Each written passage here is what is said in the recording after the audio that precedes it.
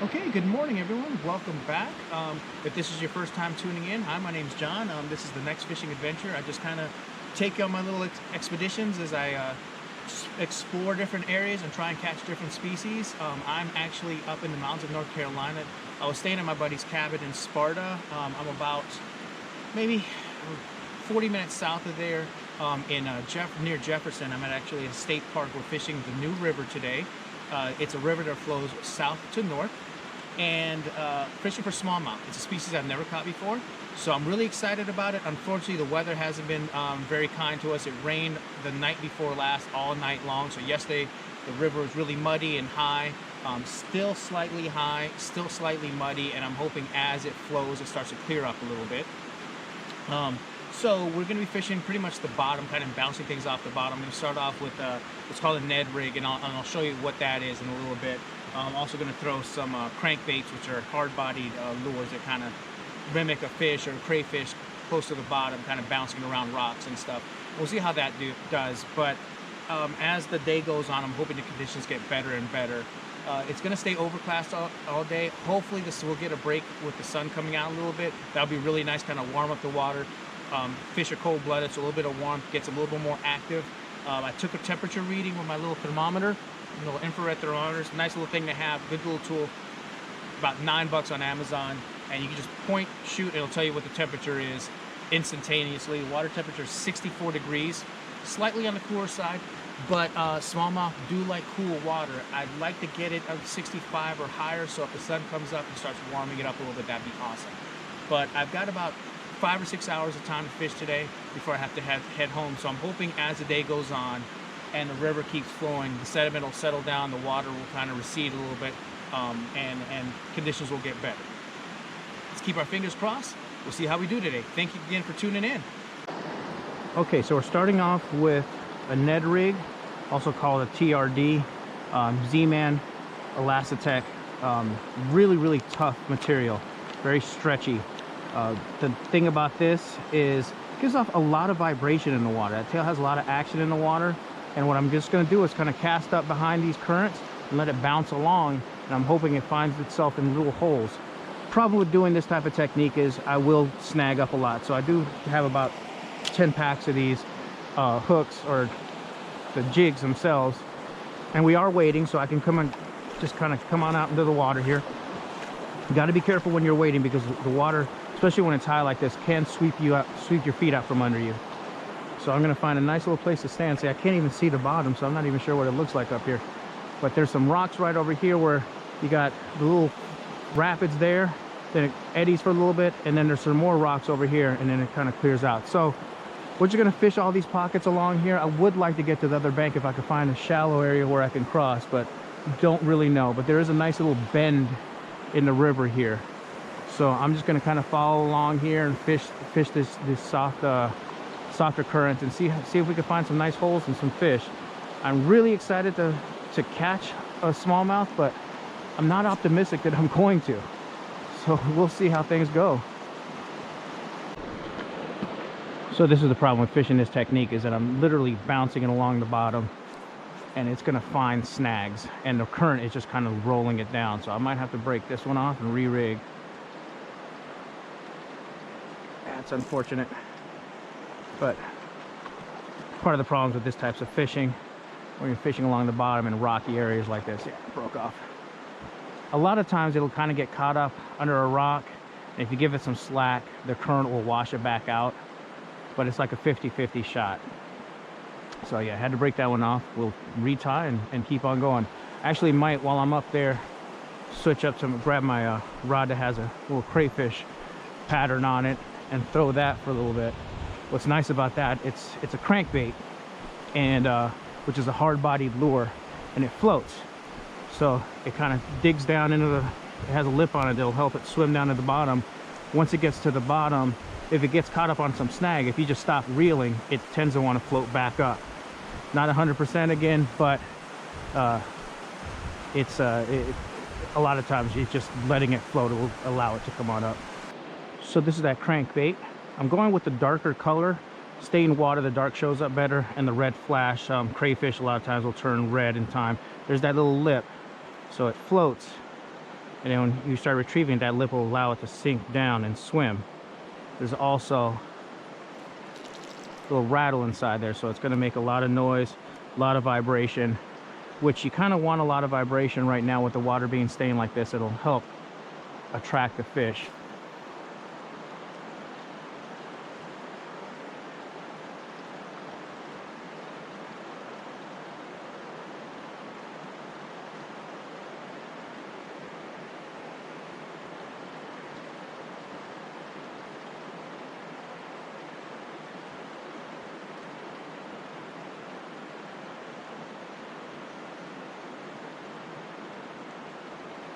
I see how well you guys can see that swimming there. When it gets across the bottom, these sandy bottoms, what it does, it use that trail, that little puff there of sand, that also attracts fish. And a lot of times, if you've ever seen a crayfish swimming, it will leave a little puffy tail like that in the sand. So that is one of the main forages of smallmouth bass. So I'm hoping that this mimics one enough, or at least can get one to come up and bite. Because at least catching one smallmouth today would make the trip successful, because this is a fish that is on my bucket list. And considering I lived in the Northeast for 3 years, I'm really stunned that I never caught one up there. But I didn't get a chance to fish very much up there, so I was really excited to find out that they were here in North Carolina too. Okay, so that last rig is, or that last lure we're using, called a lipless crankbait with a lip. This is a lipless one. This one has very large rattle to it. Again, we're going to go with the dark colors with the red crayfish pattern, and this one is very likely to get hung up. This does not float. This sinks. So if I stop it or for any reason get caught up on something, it's very likely that I'm going to lose it. It's a shame because it's like an $8 lure, but I can cast it really far, and as long as I keep it moving and keep my rod tip high, it stays fairly high in the water column, and I'm just letting it come through the water, making a lot of racket.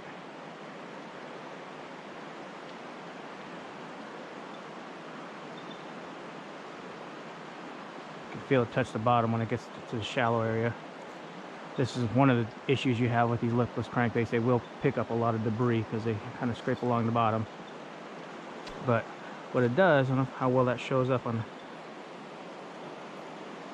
Just a tight wiggle, a lot of rattle. If it's hitting the sandy bottom, it'll put a little puffs of sand. It also catches the fish's eye. I can cast it really, really far, almost up against that other bank over there, which is kind of what I would like, what I'm hoping to accomplish here.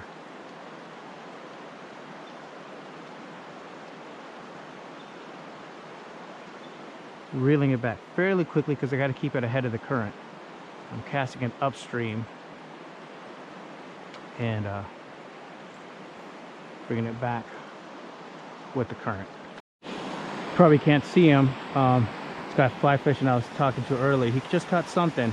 Didn't look like a smallmouth. It looked long and slender. I'm guessing in one of those chubs.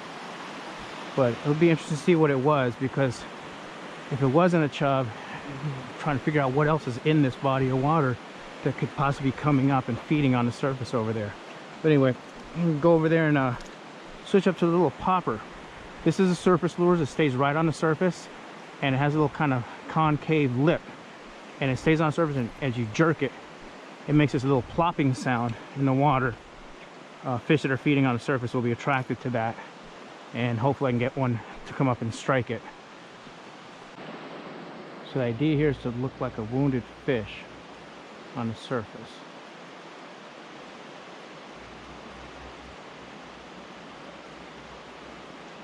The tough thing about fishing surface lures like this is you can see the strike. And a lot of times the fish will actually miss on the first pass. So if you set the hook and there's not a fish actually on the lure, you end up spooking them. You actually have to wait. You have to be very disciplined. You have to wait until you feel the fish on it, not just see it. And it's really, really difficult. This is my favorite type of fishing because it's really exciting to see the strike on the surface. But you also have to be really careful that you're not setting the hook too soon, because if you do, you'll miss a lot of the fish. The majority of the fish that you see, you can't react to the sight. You have to actually feel them. Now, usually what I'll do is I'll wait until the lure's disappeared and I see the line actually swimming away, and then I'll set the hook. But it took me quite a bit of practice to get that down, because your first inclination or first instinct is to set the hook as soon as you see that strike. And it's exciting. A lot of times they will blow up. Sometimes they will jump completely out of the water. It's really fun to watch. Since I already know that there's chub in the water, switching up to a little jig head with a little fluke body, iridescent color on it there. Very natural looking bait. This tail has a lot of action in the water. And we're just gonna kind of bounce this along. It will get hung up. I will have to break off. I'm just hoping it doesn't happen too frequently. But since I already know that there's chub here, the chub I caught yesterday was obviously a mature one, but juveniles like about this size, maybe even smaller, would be the perfect size eating for smallmouth bass. So the theory here is we'll fish this slow and along the bottom, which is where chub tend to hang out. Oop, there's a rock there. And hopefully we could entice one to bite. All right, so I'm making my way back upstream to where we started. The gentleman who was fly fishing just went by in his truck. He just left and said he caught 3 red-eye bass, which are also rock bass, is their traditional name, and 1 smallmouth. So they're biting. He said they were in the rapids on the opposite bank.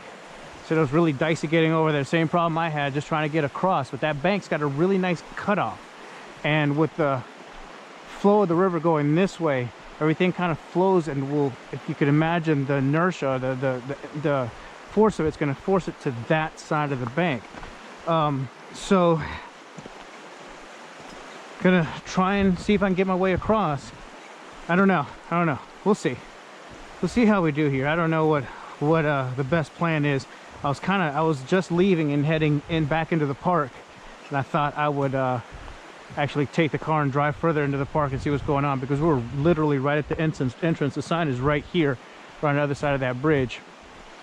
So anyway, we'll give it a shot. But apparently in the rapids is where they're at, which I'm a little bit surprised about that, considering how murky the water is. But with the water being high like this, a lot of stuff is getting flushed down. You get bugs and stuff that are fall in the water, and they're all just getting flushed down. So if the fish are getting ready to eat, that's where they're gonna sit, in little pockets right behind the rapids, waiting for their food to come to them. So all right, we'll keep on fishing. Okay, I got a fish on right at the bank. Not sure what it is. Red-eye bass. All right, buddy, you saved the day. I didn't get skunked.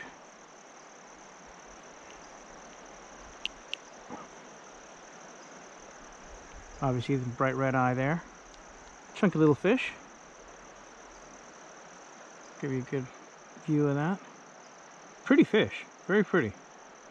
It's about 6-7 inches long. It's about the size of my hand, a little bit smaller. So I caught him on this little tube with a little double curly tail, and I was just swimming it up, and I actually watched him come up and hit it. So that's a good sign. Caught a fish. Now I touched his body. It was very cold, but we caught a fish. Oh, that was nice. Oh wow, I just saw a very small mouth chase my lure all the way up almost to my feet. That's what's been short striking the lures, is getting just the tail end of the lures. I just needed to get enough of its mouth around that hook where I can set a hook into it.